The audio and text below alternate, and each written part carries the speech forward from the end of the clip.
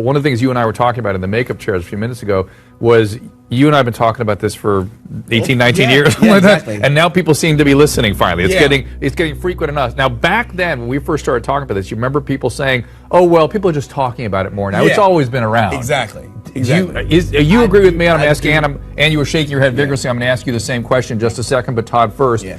Do you agree that this is something that is becoming of epidemic proportion and it's growing? I think that it has always been around, but it's becoming larger than ever now because the internet has changed the whole game of it, I think. It has given pedophiles the opportunity to do things more than they've been able to do.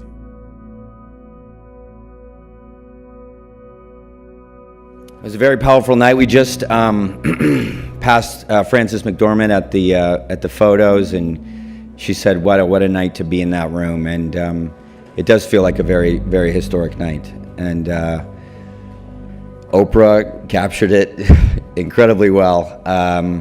Yeah, it was powerful. For too long, women have not been heard or believed if they dared to speak their truth to the power of those men. But their time is up. It was the main event in a different type of award show for Hollywood, one where activism became the accessory to vote. A sea of black dress reflecting the tidal wave shift of the Me Too and Time's Up movements. When James Franco won a Golden Globe Award Sunday, he was wearing a Time's Up pin, promoting a new campaign to fight sexual harassment and gender discrimination. But following his win, a number of women went on social media to accuse him of sexual misconduct. James Franco sure looks uncomfortable. But I wanted to ask you about some criticism that you got on a Golden Globes night. The way I live my life, I can't live if there's restitution to be made. I will make it. So if I've done something wrong, I will fix it. I have to. I completely support people coming out and being able to have a voice because I didn't have a voice for so long. So I don't want to, shut them down in any way. It's I think a good thing, and I support it. This morning, the New York Times announcing it has canceled a panel discussion with Franco because of these allegations.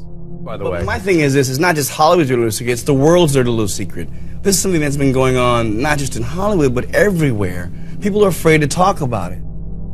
The Me Too campaign has shone a light on the world of sexual harassment in the entertainment industry here in Australia and in Hollywood and right around the world. Corey Feldman was a child superstar of the 1980s who says child abuse and pedophilia rings operate in the entertainment industry.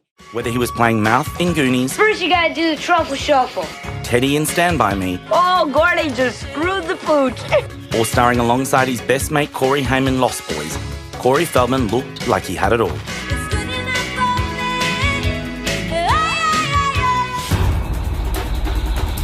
But according to Corey, beneath all the fame and fortune lies a sinister tale of abuse, drugs and pedophilia deep in the underbelly of 1980s Hollywood.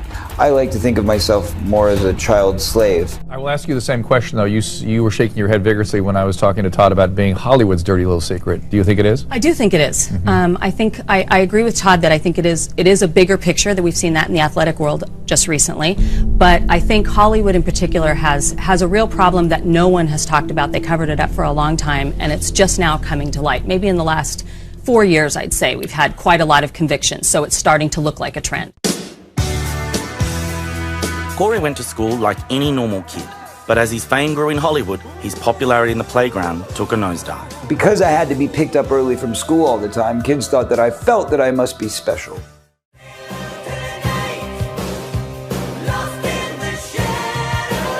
With his life a mess, Corey turned to Hollywood.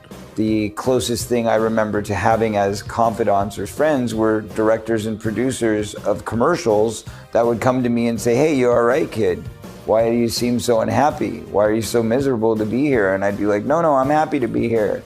Trust me, because if not, I'd be at home, and home is much worse. It's an unspoken code, just like the unspoken code that if you hear that somebody's being molested, you look the other way. The LA Times this morning has just published an article in which 5 women accuse actor James Franco of sexual misconduct. 4 were his students, and another said he was her mentor. including actress Ali Sheedy, who in a now deleted tweet appeared to write, "James Franco just won. Please never, ever ask me why I left the film TV business." I have no idea what I did to Ali Sheedy. I directed her in a play off Broadway. I had nothing but a great time with her, total respect for her. And actress Violet Paley, who tweeted, "Cute times up, pen, James Franco." Who tweeted that Franco pushed her head down in a car towards his exposed groin. One woman says while she and 3 other women filmed a nude scene with Franco 3 years ago, he removed protective plastic guards covering other actresses' genitals. 2 other student actresses also recounted negative on-set experiences. Both said Franco became angry when none of the women, while at a shoot, would agree to be topless. The Golden Globes. So I want all the girls watching here and now to know that a new day is on the horizon.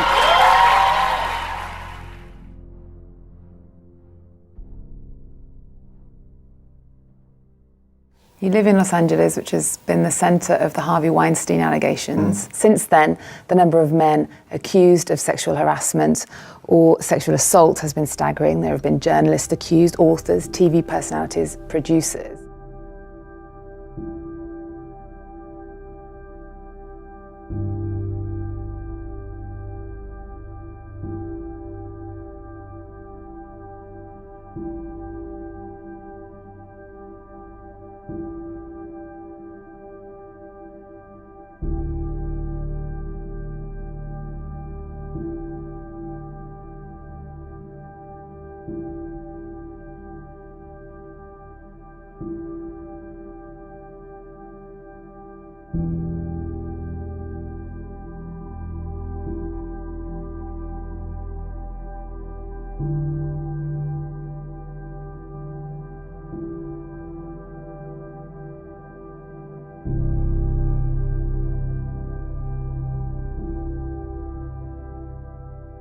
Have you come across a lot of this behaviour in the music industry? I haven't come across it, but then that's not to say that it doesn't exist. It's very different, the movie industry. You know, people have often asked me, why don't you act? You know, you'd be a really good actor. And, you know, my case response has always been, oh, no, I don't have passion for it. You know, and therefore I wouldn't be good at it. Well, okay, hashtag real talk for a second. If I wanted to act, I could kill it. I know I could be a really good actor. I don't know if I could be a great actor, but I'd be a really good actor because it's essentially what you do when you sing. But I've never wanted to do it because of the lack of control of my own destiny.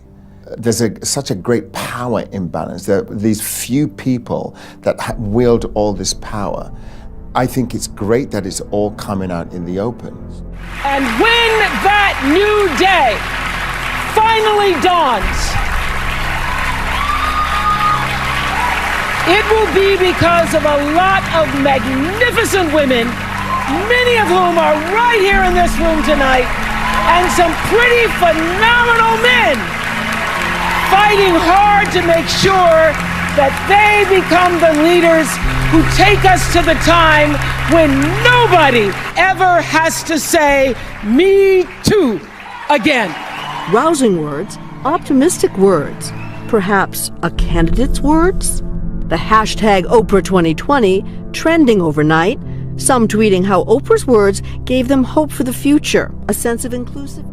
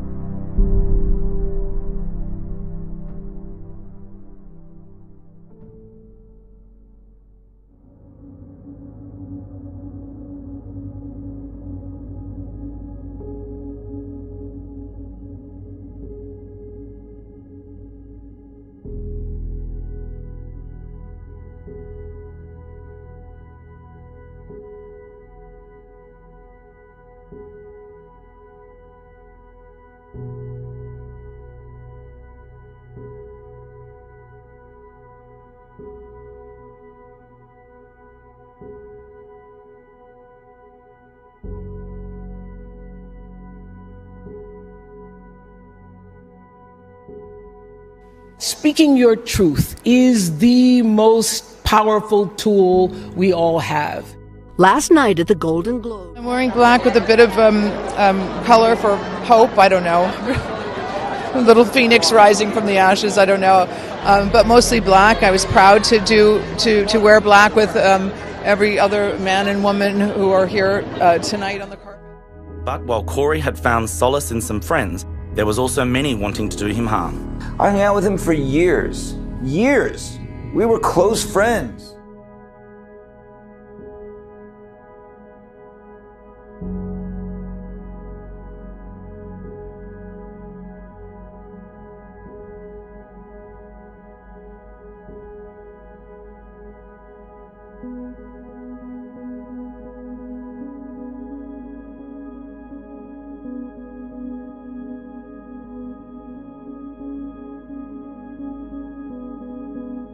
Beneath this child actor's cheeky smile and brash attitude was a victim of an alleged pedophile ring.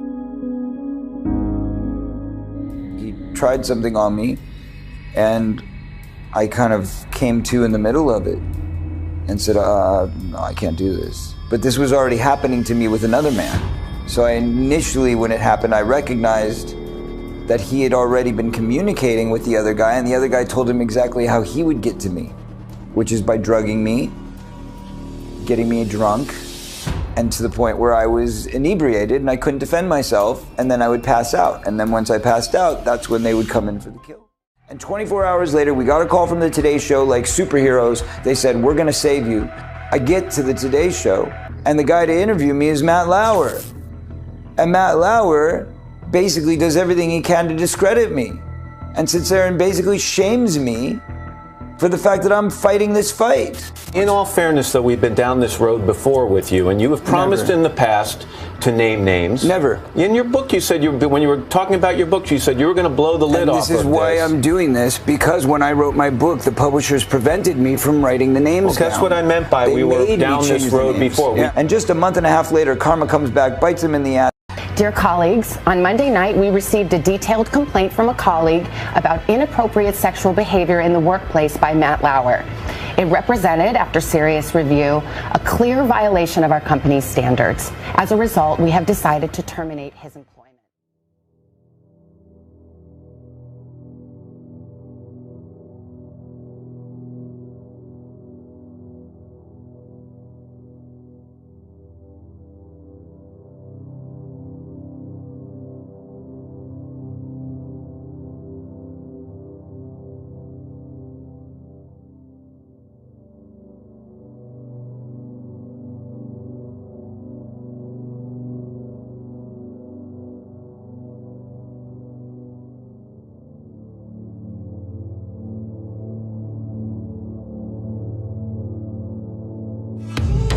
The whole point of this is not just about making a movie, it's about making a stand. It's about standing up. And the biggest disappointment for me is that really nobody from the Hollywood community has said, we're going to stand with you. I'm only one man. I can only speak on what I know for sure. And what I know for sure is that Hollywood protects a group of pedophiles who are still working within our industry. Now, I'm sure there's much more famous and renowned ones that I don't even know about because I see them coming out on the news every day. But the ones I do know about, the only way that I can be helpful is to tell my story without any barriers put upon me. Women started tweeting sexual accusations against him in the last couple of days after he wore a Time's Up pin and won a Golden Globe on Sunday. The things that I heard that were on Twitter are not accurate. But I completely support people coming out and being able to have a voice because I didn't have a voice for so long. So I don't want to, shut them down in any way. It's I think a good thing, and I support it.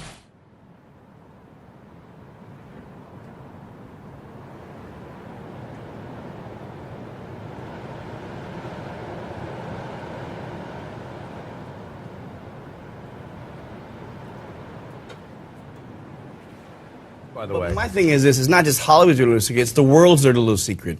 This is something that's been going on not just in Hollywood but everywhere. People are afraid to talk about it. But I really think it has a lot to do with how you approach your children. With his life a mess, Corey turned to Hollywood.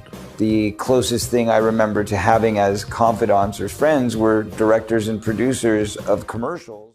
Gonna make a change for once in my life. Among these role models was the late Michael Jackson. Michael understood all my pain because he was going through the same thing. We'd be driving in the car, specifically one time when we were coming back from Disneyland, and I looked in the mirror and I had zits all over my face and I was like, oh, I'm so ugly. He said, don't ever say that you're ugly. And I said, but I am. I look terrible. It's disgusting. And he said, you're not disgusting. Don't ever say.